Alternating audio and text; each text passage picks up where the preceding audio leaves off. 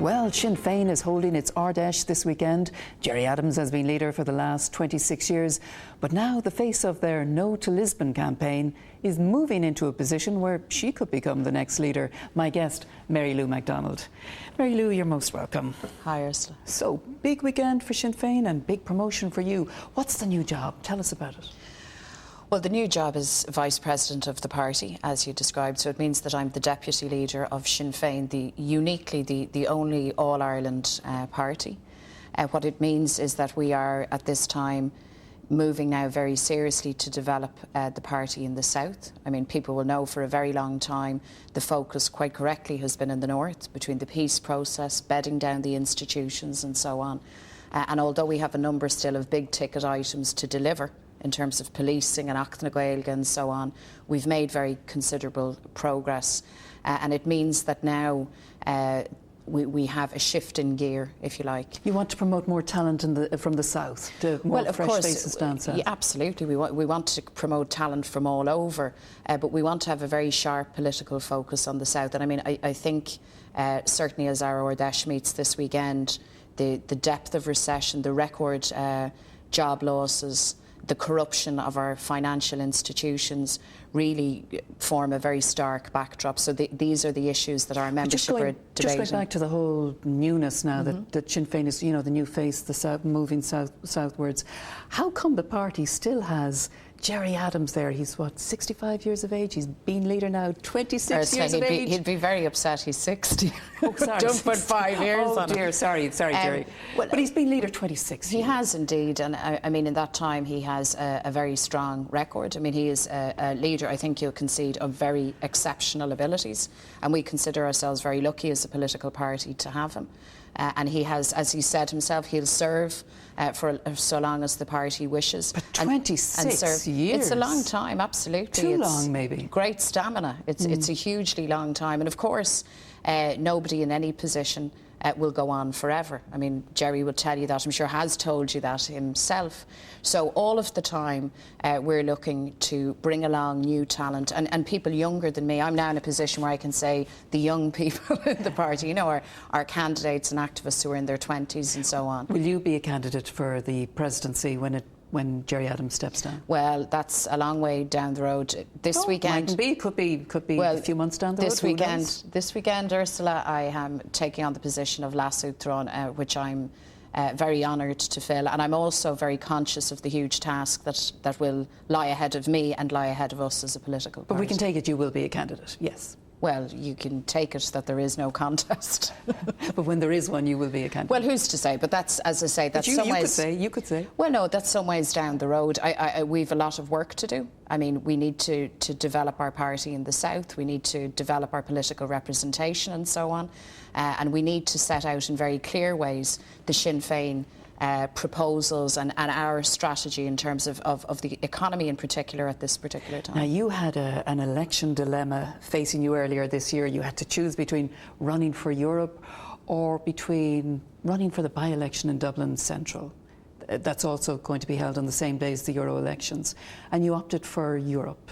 Well, the date of the by-election isn't actually confirmed in Dublin Central, but what I have made clear is that I will contest the European election. Yeah, but it's likely. I mean, we're getting indications it's going to be on the same day. Well, perhaps, but you made a choice. You chose to run for Europe. Was that much of a decision?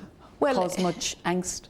I think it's very important, not just for myself, but for the party, to defend the European seat. I mean, I'm very conscious that of the MEPs elected for the City of Dublin, I would have a very different take on Europe. I'm critical sometimes in ways that others would not be. I don't simply accept things passively from Europe. And I think that critical voice is important at a European level. It's also important for the party and for Republicans that we make a very strong campaign and hold that seat. Does that decision mean the fact that you've opted for Europe, does that mean that if a general election is called, say, in a year's time or in a few weeks' time or a few months' time, that you won't be running for Dáil Éireann? No, it doesn't mean that at all. So And I've been clear all along. Obviously, I contested the Dáil for Dublin Central. I live in Dublin Central.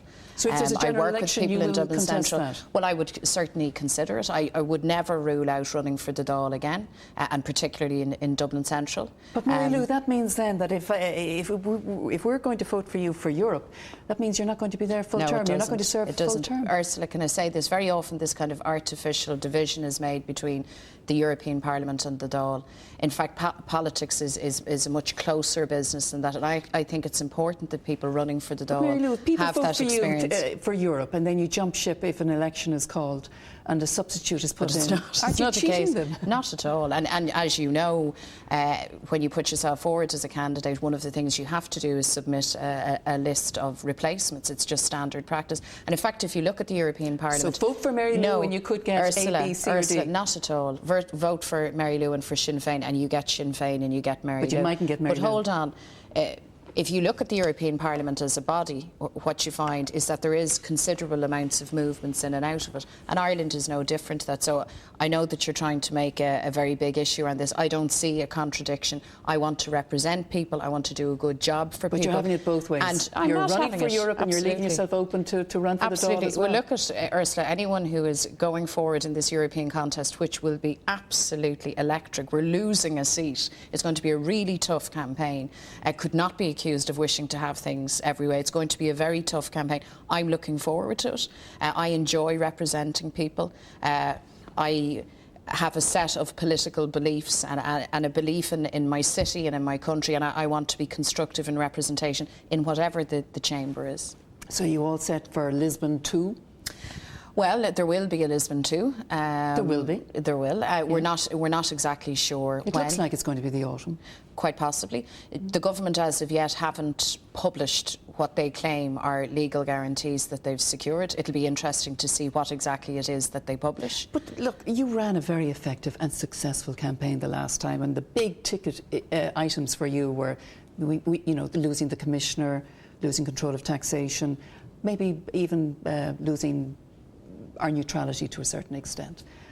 And workers' rights, and public to a lesser services. extent workers' rights. Well, but they were the three issues. big ones. Now, the government have gone away. They've negotiated guarantees. We haven't seen them yet, but that's what they say.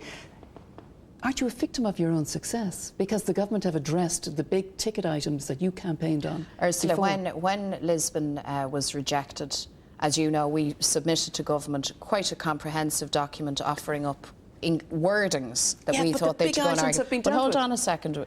You're making a big assumption there, with all due respect. For a lengthy period, the government did precisely nothing. They sat on their hands. Then towards the end, they kind of did a whistle-stop tour of cities to give the veneer of action. Now, they tell us that they've secured legal guarantees. We need to see them. And we need to be very careful that the Irish public aren't dished up really what amounts to a piece of political choreography and smoke and mirrors, the impression of action without the substance of action. Let me say this to you. Let's imagine that the government went off and negotiated legal guarantees on all of the issues, including workers' rights and public services. I want to tell you, Ursula, I would be the first to acknowledge that. I would be the very first person to say that that job has been done. As it stands, I don't believe that they have done that job, and it'll come down to something very simple at the end of the day when we see these guarantees. Either the government will have done its work or it won't. Now, finally, because we're just out of time, would you accept that a second no vote to Lisbon would send out such a negative signal to the rest of Europe? It would damage us internationally from an investment point of view and our credit rating.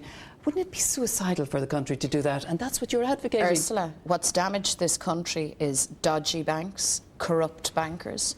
What's damaged this country is a government that, quite frankly, the markets don't believe in, and institutions and regulation that the markets don't believe in, and that the public, most importantly, don't believe in.